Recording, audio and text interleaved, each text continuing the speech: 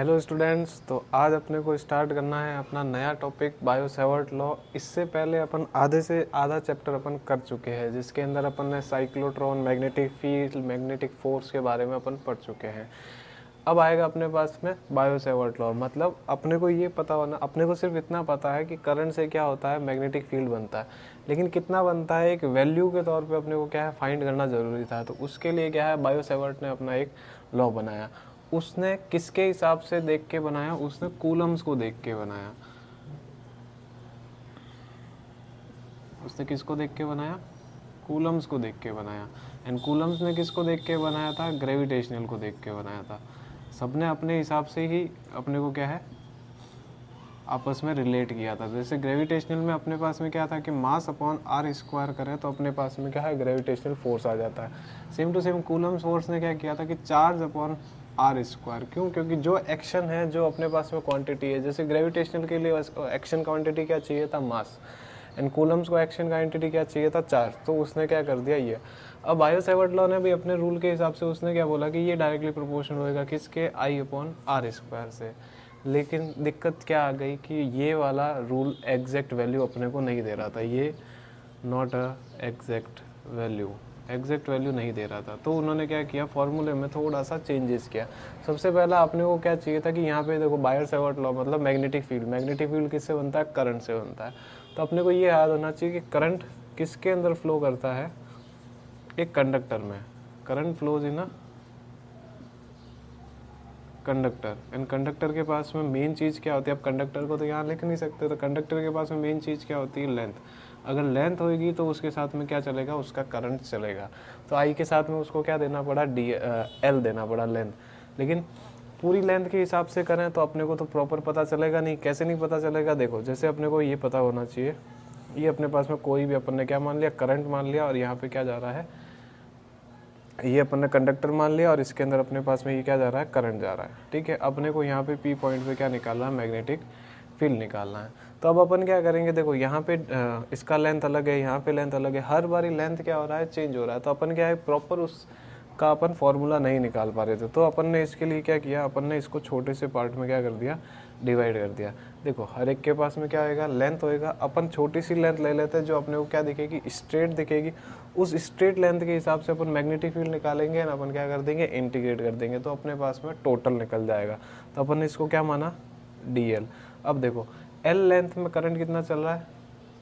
आई। तो DL length में अपने पास में करंट क्या हो जाएगा? करंट इन डीएल लेंथ, वो मेरे पास में क्या हो जाएगा? आई डीएल। इसे ही अपन क्या बोलते हैं? Current element. एंड यही अपने पास में क्या है? Source of magnetic field. Magnetic field को बनाने के लिए जो सोर्स चाहिए था, वो सोर्स अपने को मिल गया क्या? आईडीएल। आईडीएल को क्या बोलते हैं? Current element. एंड वही अपने पास में क्या है? मैग्नेटिक फील्ड का सोर्स है। तो अपने को क्या करना था? देखो इस पॉइंट को यहाँ से सीधा सीधा क्या कर दिया? ज्वाइन कर दिया। तो यहाँ पे अपन ने एक पोजीशन वेक्टर दे दिया। एंड यहाँ पे वो क्या बना रहा था? एक थीटा बना रहा था। तो अपने को ये पता चल गया कि डीएल के साथ में पॉइंट पी के साथ में हमेशा एक क्या बनेगा? थीटा बनेगा, जो इसके हिसाब से वेरीफाइड होएगा फॉर्मूले के तौर पे। करंट यहाँ पे चल रहा है, डीएल लेंथ ले लिया, पॉइंट ले लिया, पोजीशन वेक्टर ले लिया। तब अपन चलते हैं फॉर्मूले पे। अब फॉर्मूला उसने कैसे बनाया? उसने बोला कि एक तो स्मॉल लेंथ के लिए अपने पास में dB is magnetic field for length dl is equal to, उसने बोला अब किसके पास में एक कांस्टेंट आया था, जिस कांस्टेंट को नाम क्या दिया उसने? म्यू नॉट अपॉन 4 पाई। करंट एलिमेंट था आई डी एल। एंड उसके साथ में उसने क्रॉस प्रोडक्ट किया किसका? डिस्टेंस क्या? आर का। अपॉन में अपने पास में क्या आ गया? R square. अभी आप सोचोगे कि ये फॉर्मूला कैसे आया? तो ये फॉर्मूला उन्होंने मैथमेटिकली क्या किया है? प्रूव किया है। अपने को ऐसे ही याद रखना है। ये अपने पास में क्या है? वेक्टर फॉर्म है उसका। अब अगर मैग्नीट्यूड में निकालना चाहूँ तो मैग्नीट्यूड अपने पास में आ जाएगा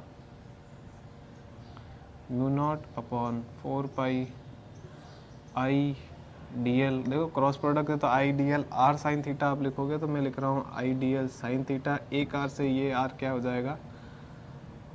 कट जाएगा तो अपने पास में यहाँ पे आ जाएगा आर स्क्वायर। तो अपन मैग्नीट्यूड के तौर पे ये याद रखेंगे, वेक्टर के तौर पे अपन ये याद रखेंगे। तो अपने को देखो, अपन ने इलेक्ट्रिक फील्ड का फार्मूला पढ़ा था, तो इलेक्ट्रिक फील्ड का फार्मूला अगर मैं स्मॉल के लिए निकालूँ तो अपन क्या निकालते थे, 1/4 pi epsilon naught D Q upon R square. ये मैग्नीट्यूड मैंने लिखा है, तो आपको ये पता चल जाना चाहिए कि मैग्नीट्यूड के हिसाब से दोनों लगभग, देखो इसके पास में ये सोर्स है मैग्नेटिक फील्ड का, तो उसने ये लिखा है, इसके पास में ये सोर्स है इलेक्ट्रिक फील्ड का, तो अपन ने ये लिखा है r square constant and this is the constant of magnetic field, मतलब ये फार्मूले का क्या है, कांस्टेंट है। उसके हिसाब से ये फार्मूला क्या हुआ है, चेंज हुआ है। तो अपन ने ये देखा कि ये दोनों फार्मूले में सिमिलरिटी क्या है। देखो यहाँ पे इसके पास में मैग्नेटिक फील्ड का सोर्स है, तो यहाँ पे अपने पास में क्या है, इलेक्ट्रिक फील्ड का सोर्स है। ये अपने पास में आर स्क्वायर, तो ये भी same to same r square, कोई चीज़ नहीं। ये इसका कांस्टेंट है, तो ये अपने पास में क्या है, इसका कांस्टेंट। तो दोनों में क्या है, कोई ज़्यादा चेंजेस नहीं है, बस फार्मूला उसी के हिसाब से क्या है बना रखा है कि source to the r square, source to the r square. अब अपने को ये पता है, ये जो अपन ने मैग्नेटिक फील्ड निकाला है, ये मैग्नेटिक फील्ड क्या है, वेक्टर फॉर्म का है। वेक्टर फॉर्म है मतलब इसके पास में अपना एक क्या होएगा, डायरेक्शन ही होएगा। तो इस डायरेक्शन के लिए अपने को क्या करना पड़ेगा, एक रूल बनाना पड़ेगा, जिस रूल का नाम अपने पास में क्या रखा था, right hand palm rule.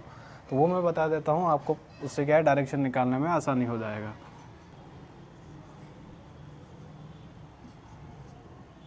To find direction of magnetic field, अब फील्ड का डायरेक्शन अपने को फाइंड करने के लिए अपन ने जो रूल बनाया, उस रूल का नाम दिया था अपन ने right hand palm rule. Right hand rule नहीं है, याद रखना, राइट हैंड पाम रूल है। तो इसके अंदर अपने को क्या करना था, सबसे पहला thumb in the direction of current, current की डायरेक्शन में अपने को क्या करना है, थंब को रखना है। सेकंड अपने पास में क्या करना है, palm along position vector r. Position vector जो अपने पास में गिवन होएगा, अपन को उसकी तरफ में क्या करना पड़ेगा, पाम को लगाना पड़ेगा। एंड देन अपने पास में क्या मिलेगा, magnetic field will be normal to palm. Palm के नॉर्मल जो मेरे पास में डायरेक्शन जा रहा होगा, वो मेरे को किसका डायरेक्शन देगा, मैग्नेटिक फील्ड का। कैसे, तो देखो अपने को क्या करना है, डायरेक्ट करंट की डायरेक्शन में थंब रखना है। तो करंट जा रहा है मेरे पास में ऊपर, तो मैंने थंब को कर दिया ऊपर की साइड में। पाम को मेरे को पोजीशन वेक्टर, तो ये मेरा पोजीशन वेक्टर, ये मेरे पास में करंट, तो ऐसे चला गया। नाउ पाम के नॉर्मल में, तो ये मेरे पास में पाम का नॉर्मल या तो मेरे पास में बाहर जाएगा या अंदर जाएगा। लेकिन अपन ने 11th में भी पढ़ा है, पाम को हमेशा उस डायरेक्शन में मोड़ना जिस डायरेक्शन में वो मोड़ रहा है। तो मेरा पाम मोड़ रहा है इनसाइड मुड़ रहा है, तो मैंने यहाँ पे मैग्नेटिक फील्ड क्या लिख दिया, क्रॉस मतलब अपने को क्या पता होना चाहिए कि ये इनसाइड जा रहा है। ये मैं पहले ही बता चुका हूँ कि इन क्रॉस मतलब अपन इनसाइड लिखेंगे, डॉट मतलब क्या हो जाएगा, आउटवर्ड हो जाएगा। तो ये मेरा मैग्नेटिक फील्ड इनसाइड जा रहा है, तो मैंने इसको क्या लिख दिया, क्रॉस में लिख दिया। तो इस तरीके से अपन क्या है, राइट हैंड पाम रूल से मैग्नेटिक फील्ड का क्या निकाल सकते हैं, डायरेक्शन निकाल सकते हैं। अब अपने को क्या करना है, इलेक्ट्रिक फील्ड के साथ में उसको कंपेयर करना है, क्योंकि अपने को पता है इलेक्ट्रिक फील्ड मतलब करंट से अपने पास मैग्नेटिक फील्ड बना है, तो अपने को इलेक्ट्रिक फील्ड का ही पता है उसके लिए भी चार्ज से बना है। तो अपने को पता है दोनों के अंदर सेम चीज़ क्या है कि चार्ज आ रहा है। अब कैसे तरीके से आ रहा है, अपन उस चीज़ को क्या है कंपेयर करते हैं कि कुछ सिमिलरिटी है, कुछ डिसिमिलरिटी है। पहले अपन फार्मूला लिख देते हैं कि अपने पास में डी का फार्मूला अपने पास में क्या है, 1/4 pi epsilon naught D Q by R square. Same to same अपने पास मैग्नेटिक फील्ड का फार्मूला क्या है, μ0/4 pi I D L sine theta upon R square. अब अपने को इन दोनों से क्या है, सिमिलरिटी और डिसिमिलरिटी निकालनी। तो सबसे पहले अपन लिख देते हैं सिमिलरिटी। सिमिलरिटी मतलब क्या है, देखो जैसे इसके अंदर ये मेरे पास में इलेक्ट्रिक फील्ड है, ये अपने पास में मैग्नेटिक फील्ड है। तो मैंने इलेक्ट्रिक फील्ड के बारे में पहले ही बताया कि ये जितना भी दूर जाएगा तो कभी भी जीरो नहीं होएगा। ये जीरो नहीं, थियोरेटिकली जीरो हो सकता है लेकिन प्रैक्टिकली जीरो नहीं होएगा। तो जितना ही दूर जाता जाएगा इसका इफेक्ट क्या होता जाएगा, कम होता जाएगा, लेकिन जीरो नहीं होएगा। इफेक्ट वहाँ पे भी रहेगा, बस फ़र्क इतना है कि इतना इफेक्ट नहीं रहेगा जिससे वो किसी को अट्रैक्ट या रिपेल कर सके। Same to same magnetic field का भी यही है। जैसे अपन ने मैग्नेट को थोड़ा सा दूर रखा, ये बोर्ड है, अगर वो मैग्नेट को अट्रैक्ट कर सकता है तो वो कर लेगा। अगर नहीं कर रहा है इसका मतलब ये नहीं कि इसका मैग्नेटिक फील्ड वहाँ तक नहीं जा रहा है, उसका मैग्नेटिक फील्ड वहाँ तक जा रहा है, लेकिन इतना इफेक्ट नहीं है कि वो उस मैग्नेट को क्या कर दे, अट्रैक्ट करके अपने पास में लेके आए।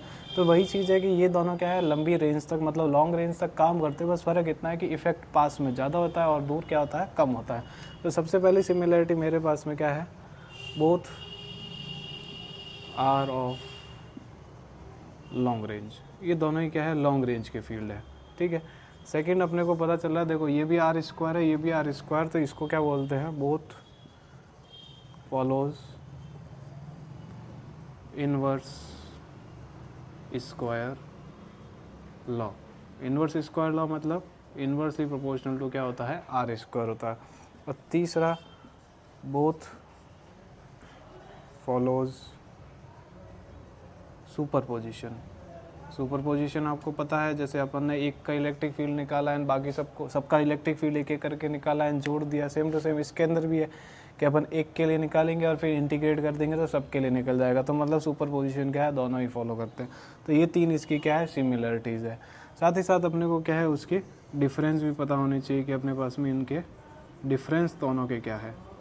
तो खुद ढूंढोगे तब भी आपको आराम से मिल जाएंगे, ऐसा कुछ नहीं है कि अपने को नहीं मिले, लेकिन आसानी से मिल जाएंगे। तो देखो सबसे पहले डी क्यू के पास में या डी के पास में अपने पास में क्या है, यहाँ पे चार्ज है, इस चार्ज इसका क्या है, सोर्स है, और इसके पास में यहाँ पे क्या है, आइडियल है। तो आइडियल मैग्नेटिक फील्ड का क्या है, सोर्स है। तो अपने को ये पता होना चाहिए, सबसे पहला अपन लिखते हैं source of electric field is scalar. अपना सोर्स जो है वो स्केलर है, उसका नाम क्या है अपने पास में, डी क्यू। चार्ज अपने पास में क्या होता है, स्केलर होता है। लेकिन सोर्स ऑफ मैग्नेटिक फील्ड अपने पास में क्या है, वेक्टर है, और वो वेक्टर का अपने पास में सिंबल क्या है, आई डी एल। तो डी एल इज़ वेक्टर, तो ये अपने पास में सोर्स क्या हो गया, वेक्टर। तो ये एक सबसे पहला डिफरेंस हो गया। दूसरा अपने पास में इसको क्या पता चलना चाहिए, देखो डी का direction of electric field along position vector. अपने को पता है जिस डायरेक्शन में अपने को जाना होता था उसी डायरेक्शन में ही अपने पास में क्या आता था, इलेक्ट्रिक फील्ड का डायरेक्शन आता था। लेकिन डायरेक्शन ऑफ मैग्नेटिक फील्ड अपन ने अभी देखा is normal to position vector. Position vector के वो क्या होता है, नॉर्मल होता है। तो ये एक और डिफरेंस आ गया अपने पास में कि ये इसका डायरेक्शन और इसका डायरेक्शन, दोनों का डायरेक्शन भी क्या होता है, अलग अलग होता है। तीसरा अपन क्या कर सकते हैं, देखो दोनों अपने पास में, ये तो एक सिमिलरिटी के तौर पे, लेकिन इसको डिफरेंस में रखा गया है कि both affected by medium. Medium से ये दोनों ही क्या होते हैं, अफेक्ट होते हैं, बट हैव डिफरेंट कैरेक्टरिस्टिक्स। इसके पास में एप्सिलॉन नॉट है, लेकिन इसके पास में म्यू नॉट है। अपने को ही पता चल रहा है कि ये अपने पास में इन्वर्सली में जा रहा है और दूसरा अपने पास में डायरेक्टली प्रोपोर्शनल जा रहा है। तो अपने को ये सीधा सीधा पता चल रहा है कि ये दोनों का कैरेक्टरिस्टिक्स दोनों का क्या है, अलग अलग है, और उसके हिसाब से अपने पास में ये भी एक क्या चला जाता है, डिफरेंस में चला जाता है। चौथा मैं यहाँ लिख देता हूँ। चौथे में देखो इसके पास में साइन थीटा है, लेकिन इसके पास में साइन थीटा नहीं है। तो अपने को पता चल गया कि magnetic field has angle dependency. वो एंगल पे क्या कर रहा है, डिपेंड कर रहा है। While electric field has not. Electric field में कोई एंगल डिपेंडेंसी नहीं है और इसके अंदर अपने पास में क्या है, डिपेंड कर रहा है। तो ये अपने पास में क्या है, कुछ सिमिलरिटी और कुछ क्या है, डिफरेंस है, और उसी के तौर पे अपन इन दोनों को क्या करते हैं, डिफरेंशिएट करते हैं। तो अभी अपन ने देखा कि इलेक्ट्रिक फील्ड के पास में एप्सिलॉन नॉट होता है और मैग्नेटिक फील्ड के पास में क्या होता है, म्यू नॉट होता है। दोनों ही अपने पास में वो क्या है, कैरेक्टरिस्टिक्स है किसकी,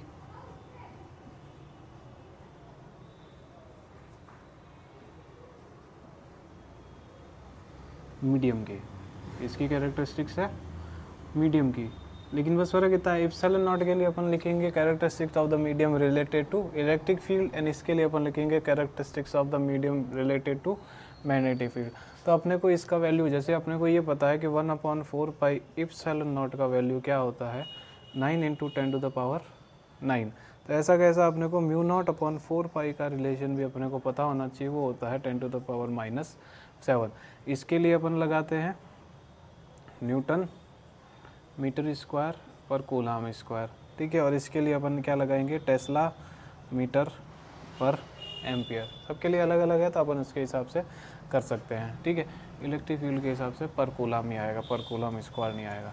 तो अगर अपन इससे निकालना चाहे, देखो ये अपने पास में नया वैल्यू है तो आपको याद रखना है। अगर नॉर्मली म्यू नॉट का वैल्यू भी आप याद रखो तो 4 पाई इंटू 10⁻⁻7 टेस्ला मीटर पर एम्पियर, आपको ये याद रखना है। तो अभी अपन को इसमें से क्या निकालना है, रिलेशन विथ इप्सिलॉन नॉट और म्यू नॉट के बीच का क्या करना है, रिलेशन निकालना। तो अपने पास में एक इक्वेशन ये रहा, दूसरा इक्वेशन अपने पास में ये रहा। तो अपन क्या कर देते हैं, सेकंड को फर्स्ट से डिवाइड कर दिया। तो mu naught upon 4 pi upon 1/4 pi epsilon naught is equal to 10⁻⁻7 upon 9 into 10⁻9, ठीक है। देखो 4 पाई से 4 पाई यहाँ पे कट जाएगा तो ये म्यू नॉट आ गया, ये इप्सिलॉन नॉट घूम के ऊपर चला जाएगा बाय द डिवीज़न रूल, आपको पता होना चाहिए। ये हो जाएगा 1/9 इंटू 10⁻9, पहले से पड़ा 7 और आ जाएगा तो टोटल हो जाएगा 16। तो अपन यहाँ पे लिखेंगे mu naught epsilon naught is equal to 1/3 into 10⁸ का whole square and that is equal to speed of light. तो अपन यहाँ पे बोलेंगे mu naught epsilon naught is equal to 1/c² और c² इज इक्वल टू 1/म्यू naught epsilon naught, c is equal to 1/√म्यू naught epsilon not.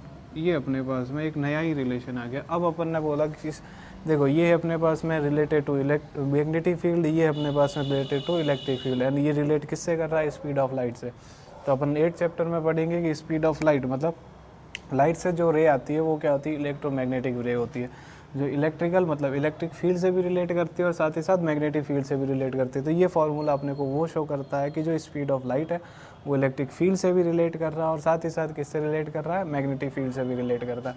तो in short इसको अपन ने क्या किया है, एक रिलेशन बनाया है मैग्नेटिक फील्ड और इलेक्ट्रिक फील्ड के साथ में इसका रिलेशन बनाया।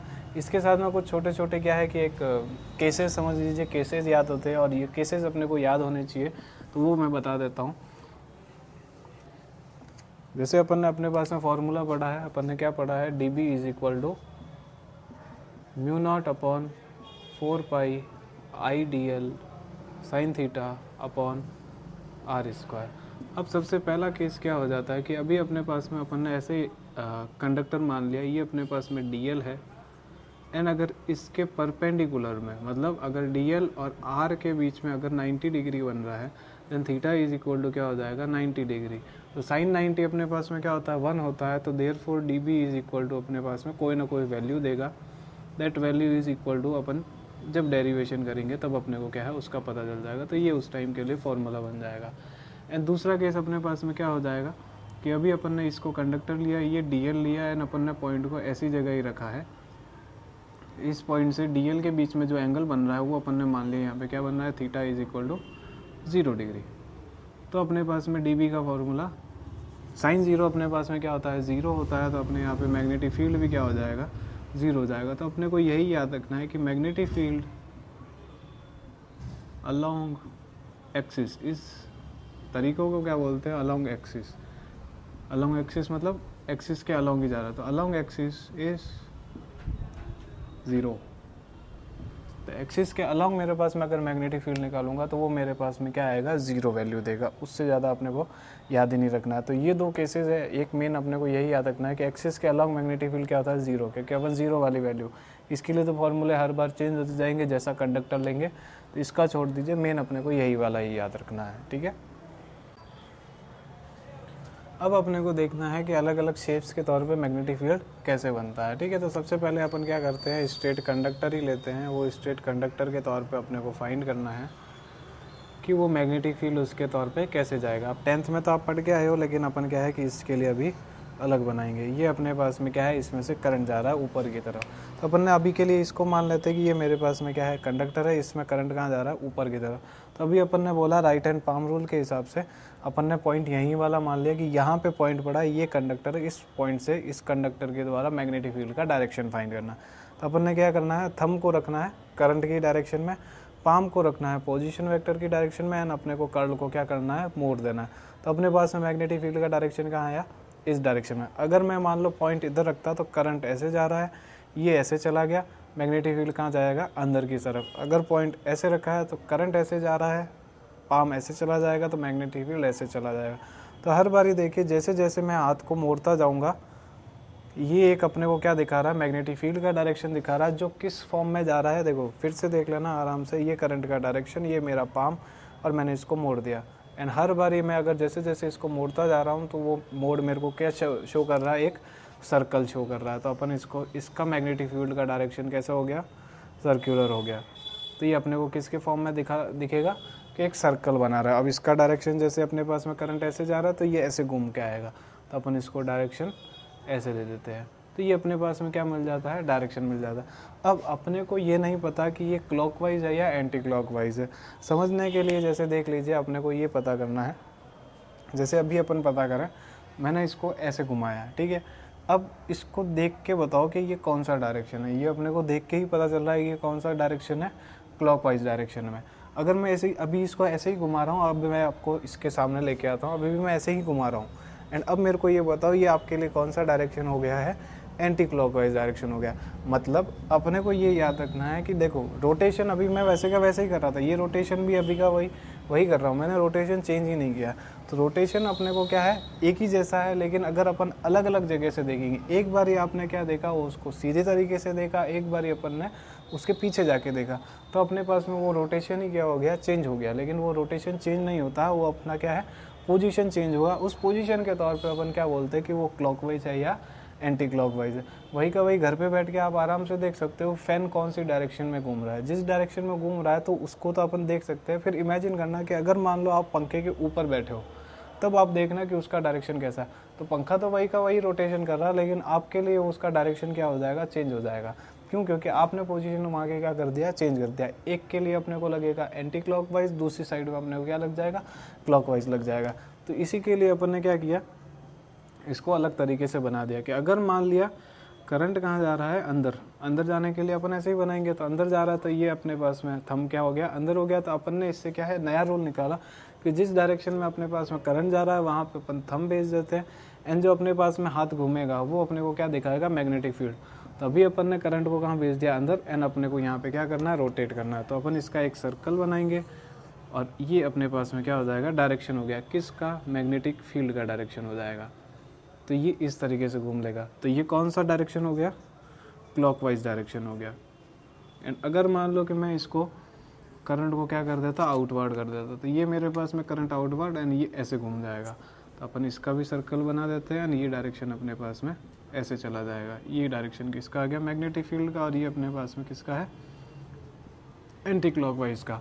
अब करंट से अपन ने मैग्नेटिक फील्ड निकालना देगा। अब इसका उल्टा करें तो अपन इसके लिए क्या कर लेते हैं, जैसे अभी अपन ने स्ट्रेट कंडक्टर लिया, अगर मैं इसके लिए क्या क्या ले लेता, सर्कुलर कॉइल ले लेता। अब सर्कुलर कॉइल के लिए आपको क्या करना पड़ेगा, देखो इमेजिन करना पड़ेगा। सर्कुलर कॉइल में आपको सिर्फ क्या पता होएगा कि ये मेरे पास में सर्कुलर कॉइल है, ठीक है। अभी मैंने इसका करंट क्या कर दिया, क्लॉकवाइज में घुमा दिया। एक और मेरे पास में सर्कुलर कॉइल है, उसके लिए मैंने करंट को क्या कर दिया, उल्टी डायरेक्शन में घुमा दिया। अब वो पूछे कि इसके पास में मैग्नेटिक फील्ड इनसाइड है कि आउटसाइड है, तो अपन क्या करते हैं, देखो करंट मेरे पास में कैसे जा रहा है, उस डायरेक्शन में जा रहा है। तो अपन देखो, अब भले वो ऐसे करें या ऐसे करें, समझ में आना चाहिए। अपने पास में करंट कहाँ जा रहा है, उस डायरेक्शन में, तो अपन ने अंगूठे को क्या कर दिया, उस डायरेक्शन में। एंड अपन अगर हाथ घुमाए, तो ये हाथ घुमाए तो ये मेरे पास में कहाँ चला जाएगा, इनसाइड चला जाएगा, मैग्नेटिक फील्ड अंदर की तरफ जाएगा। अब जैसे ही मेरे पास में करंट घूम के कहाँ आ गया, इस साइड में आ गया, और यहाँ पे भी अगर जाएगा, तो अब देखो करंट कहाँ डायरेक्शन है, नीचे की साइड में मेरे पास में डायरेक्शन जाना है। तो अगर अपन इसको हाथ को घुमाएं तो अपन ने ऐसे कर लेते हैं, ये मेरे पास में करंट कहाँ चला गया, नीचे की साइड में। तो मैं कर्ल ऑफ फिंगर घुमाऊंगा तब भी मेरे पास में मैग्नेटिक फील्ड कहाँ चला गया, अंदर की तरफ चला गया। अब ये अगर चला गया तो मेरे पास में करंट इस डायरेक्शन में है, अगेन मैंने हाथ घुमाया तब भी मैग्नेटिक फील्ड कहाँ चला गया, अंदर चला गया। एंड अगर मैं इसके लिए करूँ तो करंट मेरा ऊपर है, तब भी मैग्नेटिक फील्ड कहाँ चला गया, अंदर। तो अपन ने इसके लिए क्या लगा दिया, क्रॉस, एंड वो मेरा मैग्नेटिक फील्ड कहाँ चला गया, इनसाइड। दूसरा तरीका जो अपन ने इसके लिए लगाया, राइट हैंड पाम रूल, तब भी लगा सकते हो। अपने को ये पता है कि करंट क्या है, ऐसे घूम रहा है, तो हाथ को ऐसे घुमा दो, जहाँ पे अंगूठा जाएगा वो मैग्नेटिक फील्ड लगा सकते हो। आप सोचोगे कि करंट को अपन ने थंब का रूल दिया था, अभी तो थंब अपन मैग्नेटिक फील्ड का लगा, तो ऐसा कर सकते हैं, ऐसा कुछ गलत नहीं होएगा। तो अपने को ये पता है करंट कैसे घूम रहा है, ऐसे घूम रहा है, तो ये हाथ को घुमा दिया तो अंगूठा कहाँ जा रहा है, अंदर, तो अपन ने मैग्नेटिक फील्ड कहाँ दे दिया, अंदर। तो आप इसको समझ गए होंगे कि अब अगर करंट ऐसे घूम रहा है तो मैग्नेटिक फील्ड अपने पास में कैसा आ गया, आउटवर्ड आ जाएगा। तो ये अपने को ये शो कर रहा है कि यहाँ से अगर करंट का है क्लॉकवाइज घूम रहा है तो मैग्नेटिक फील्ड इनसाइड हो जाएगा, अगर करंट एंटी क्लॉकवाइज घूम रहा है तो मैग्नेटिक फील्ड कहाँ आ जाएगा, आउटसाइड आ जाएगा। तो इस रीज़न से उन्होंने क्या है, दो चीज़ें बनाई। अपने को ये पता है कि बार मैग्नेट जो होता है, बार मैग्नेट के रूल के हिसाब से अपने को ये पता है कि लाइंस जो होती है, मैग्नेटिक फील्ड लाइंस होती है, वो magnetic field lines comes from कहाँ से आती है, नॉर्थ से आती है, मतलब नॉर्थ से स्टार्ट होती है। तो ये अपने को पता है। एंड वहाँ पे कहाँ हो जाती है, साउथ पे ख़त्म हो जाती है। तब अपने को ये पता चला कि मान लो कि ये मैग्नेटिक फील्ड अंदर जा रहा है, ये मैग्नेटिक फील्ड बाहर जा रहा है, तो वो पूछ रहा है कि कौन सा पोल नॉर्थ हुआ, कौन सा पोल साउथ हुआ, ये नॉर्थ है कि ये नॉर्थ है, या ये साउथ है कि ये साउथ है। तो वो अपने को चेक करना था। तो अपन ने क्या किया, यही दोनों डायग्राम अपन बनाते हैं। तो देखो वैसे तो अपन ऐसे ही समझ सकते हैं। देखो यहाँ पे ये क्या है, क्रॉस, क्रॉस मतलब अंदर जा रहा है, अंदर घुस रहा है, अंदर घुस रहा है। तो देखो ये बाहर आता है और ये एंड, एंड मतलब अंदर जाता है। तो ये वाला पोल कौन सा हो जाएगा, अगर अपन इमेजिन करें अंदर घुसने वाला, तो अंदर घुसने वाला वो पोल कौन सा हो जाएगा, साउथ हो जाएगा। एंड सेम टू सेम ये क्या है, बाहर आ रहा है, कम सो आ रहा है, तो ये वाला मेरे पास में कौन सा होना चाहिए, पोल। तो उन्होंने क्या है, डायरेक्शन के तौर पर क्या कर दिया, अगर ये क्लॉकवाइज डायरेक्शन में जा रहा है तो ये क्लॉकवाइज का डायरेक्शन, ये क्लॉकवाइज का डायरेक्शन, एंड इस पोल को अगर ऐसे जोड़े तो ये कौन सा बन जाता है, साउथ पोल। एंड अगर अपन ने इसके लिए देखा है तो अपन ने इसके लिए कौन सा पोल बना है, साउथ पोल, तो ये साउथ पोल बन जाता है। ये इन्होंने एक तरीका निकाला। सेम टू सेम अगर मैं एंटी क्लॉकवाइज का करूं तो एंटी क्लॉकवाइज में ये मेरे पास में ऐसे जा रहा है, ये मेरे पास में ऐसे जा रहा है, तो अपन ने बीच वाले लाइन को क्या मिला दिया, तो अपन देखो एन बन गया। एन मतलब कौन सा पोल हो जाएगा, नॉर्थ पोल हो जाएगा। तो ये बाहर आ रहा था, बाहर मतलब नॉर्थ आ रहा था, ये अंदर जा रहा था, तो ये कौन सा हो गया, साउथ हो गया। तो ये चीज़ है क्या है, इसके डायरेक्शन फाइंड करने के लिए काम आती है। तो अपन को इतना ही याद रखना है कि थंब किस डायरेक्शन में होना चाहिए, करंट की डायरेक्शन में, या अपन उल्टा भी कर सकते हैं मैग्नेटिक फील्ड। तो अपने को करंट क्या देगा, या तो मैग्नेटिक फील्ड देगा या करंट दे देगा। तो अपन उस तरीके से क्या है, क्वेश्चन सॉल्व कर सकते हैं। तो ये डायरेक्शन बहुत ज़्यादा इंपॉर्टेंट है, आपको वो चीज़ याद रखना पड़ेगा। तो अपने लिए क्या है, काम आसान होएगा, क्योंकि आगे के डेरिवेशंस थोड़े से टेढ़े मेढ़े होते जाएंगे, क्योंकि जैसे इलेक्ट्रिक फील्ड में भी नया नया था तो थोड़ा सा डिस्टर्बेंस हुआ होगा, ऐसा का ऐसा सेम टू सेम यहाँ पे भी होगा। लेकिन अगर डायरेक्शन निकालना आ गया तो अपने पास में वो क्वेश्चन सॉल्व करना क्या हो जाएगा, आसान हो जाएगा। तो इसीलिए बोल रहा हूँ कि ये डायरेक्शंस को ध्यान से पढ़ें। एंड अगर मान लो आपको कोई डाउट आए इस चीज़ के तो कमेंट बॉक्स में आप आराम से लिख सकते हो, तो आपको एक ही दिन में उसका आंसर आपको मिल जाएगा। तब तक के लिए आप इसको अच्छे से लिखें, इसको पढ़ें एंड डायरेक्शन इसका क्या है सही से समझें।